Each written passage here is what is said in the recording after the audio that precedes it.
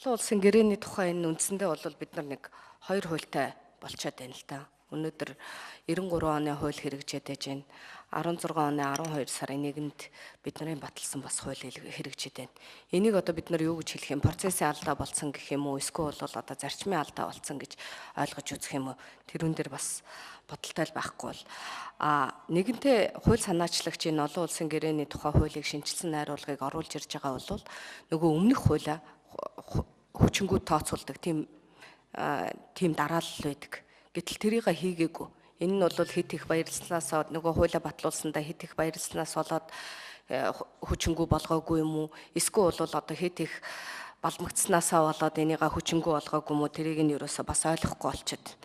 Нэг асуудлыг зохицуулж байгаа хоёр хуультай ийм нэг эрх зүйн зөрчил үүсчихэд байна. Яг уу ийм практик ер нь бол урд өмнө хизээж байгаагүй юм байна. 2016 оны 12 сарын 1-нд бид нарын баталсан энэ хууль маань маш их үндсэн хуулийн нэлээд олон 5-6 заалтыг зөрчсөн ийм хууль болчихсон. Тэгэхээр одоо энэ шинжилсэн найруулгын хуулийг бид нар ч гэдэг юм одоо иргэд бол бас үндсэн хуульд цэцэд хандах нь зүйтэй байх гэж бодож байна. Нөгөө талаар 93 оны хууль нь өөрөө амин сүнс нь энэ хуулийн амин сүнс нь ерөөсө дөрвөн заалтанд байж байгаа. Энэ дөрвөн заалтыг 16 оны 12 сарын 1-нд бид нар бас өөрчилсөн байж байгаа. Тэр нь одоо тэр саяны бидний яриад байгаа 8 дугаар зүйл буюу заавал сойрхон батлах гэрээнүүд байгаа.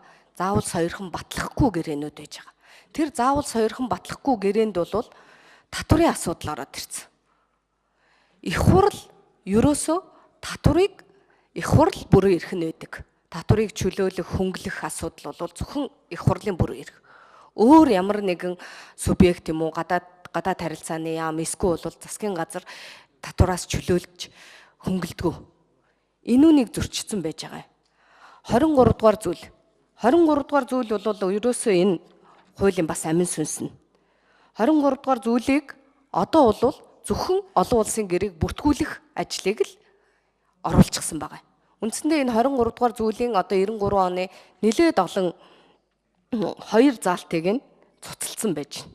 Дараагийн нэг асуудал нь болохоор энэ 29 дугаар зүйл.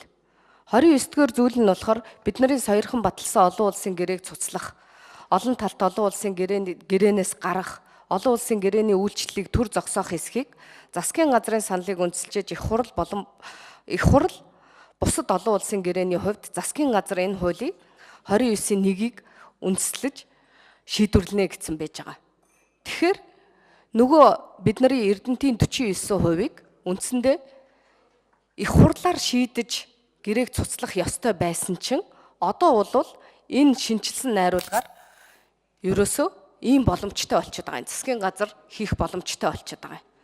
35 дугаар зүйл нь болохоор ерөөсөө энэ хууль заасан журмыг зөрчид эсвэл зохих шийдвэр эрх авалгүйгээр олон улсын гэрээнд гарын үсэг зурсан.